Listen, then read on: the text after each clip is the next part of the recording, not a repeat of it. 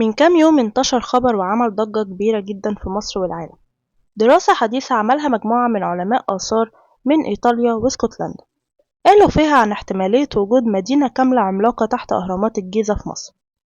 الخبر ده نزل كالصاعقة على كثير من الناس، فبحسب الدراسة اللي عملوها قالوا إن المدينة الضخمة بتمتد ل6000 قدم. واعتمد العلماء في دراستهم على أجهزة رادار عشان تعمل صور دقيقة جدا لأعماق الأرض تحت هيكل الهرم، ودي نفس الطريقة اللي بيستخدموها عشان يرسموا خريطة لأعماق المحيطات. وفقا لده الباحثين والمختصين شككوا في حقيقة الدراسة ومدى صحتها والأسس العلمية اللي اتبنت عليها الدراسة.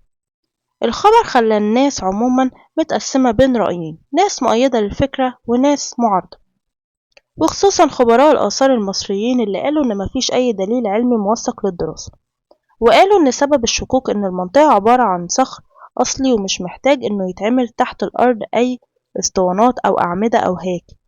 وقالوا إن جبانة منف اختارها المصريين القدماء بسبب طبيعتها واستقرار المنطقة. واتقال إن غرف الدفن على عمق 60 متر جوه هرم خوفو، وإن في حفرة عملاقة على مسافة 120 متر من الهرم الأكبر بس ما بتضمش أي هياكل أو أعمدة. وغير كده صحيفة الديلي ميل البريطانية اتكلمت عن الدراسة وإن المدينة أكبر ب10 مرات من الأهرامات الثلاثة، وإن في 8 هياكل اسطوانية رأسية بتمتد ل2100 قدم تحت الأرض، بالإضافة لهياكل مجهولة على عمق 4000 قدم محدش يعرف عنها حاجة. طب ده كله علاقته إيه بنيكولا تسلا؟ هقول لكم. زمان اتطرحت فكرة قالت إن الأهرامات زمان كانت مولدة للطاقة، واتقال برضو قبل الاكتشاف بزمن كبير إن تحت الهرم في ساحة كبيرة فيها أنفاق مائية اتحفرت في طبقات من القشرة الأرضية، واتقال إنهم كانوا بيستعملوا الأهرامات لأغراض تانية زي إنتاج الطاقة الكهربائية، لأنهم كانوا متقدمين بكتير جدا عننا، وكان بيتم إنتاج الطاقة الكهربائية عن طريق ذبذبات وترددات كهرومغناطيسية، والحجرات اللي جوه الأهرامات كانت عبارة عن مولدات للطاقة دي، واللي استخدموا فيها مية النيل لتوليدها. ازاي؟ هقولكم. مية النيل كانت بتمر تحت الهرم وداخل الأنفاق، ومنها بتتسحب لقلب الهرم والفوق، وبكده بيتم توليد الطاقة. وطبعا التكنولوجيا والعلوم القديمة احنا لحد دلوقتي ما نعرفش عنها حاجة ومخفية عننا لسبب ما، والطاقة دي كانوا بيستخدموها للإنارة والضوء والمصانع والمركبات وآلات الحفر، وده اللي بيتقال عليه الطاقة المجانية.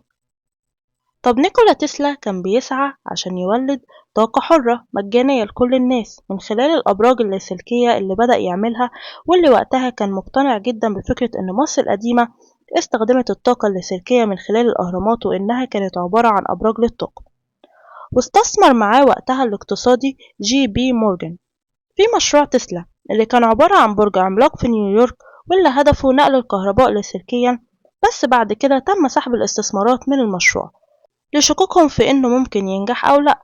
بس الحقيقة إن ملاك مصانع الألمنيوم ومصانع أسلاك التوصيل الطاقة الكهربائية في وقتها كانت مشهورة وذاع صيتها، فخافوا لمشروع تسلا ينجح، فوقفوا تمويل المشروع وتم مصادرة أبحاثه، واتقفل المعمل بتاعه لأنه كان عاوز يلغي احتكار الكهرباء ويوفرها لكل البشرية. بس بعد كده المعمل اتحرق وبعض اختراعاته اتسرقت واتنسبت لناس تانية، بس هو استمر لحد آخر أيامه في اختراعاته، وبدأ يتكلم بفلسفة عميقة كانت بتبان في كل مقابلاته الأخيرة. الأهرامات ونظام أبراج تسلا والاكتشاف اللي ظهر في الأيام الأخيرة كل ده ليهم علاقة ببعض، سواء الأهرامات فكانت بتوفر كهرباء مجانية لكل الناس، وكذلك أبراج تسلا اللي ما اختلفتش كتير عن نظام الأهرامات من الداخل. في الآخر ولحد دلوقتي محدش اتكلم عن الاكتشاف ده ولا بقى حد يجيب سيرته، واتنسى زيه زي أي موضوع تاني.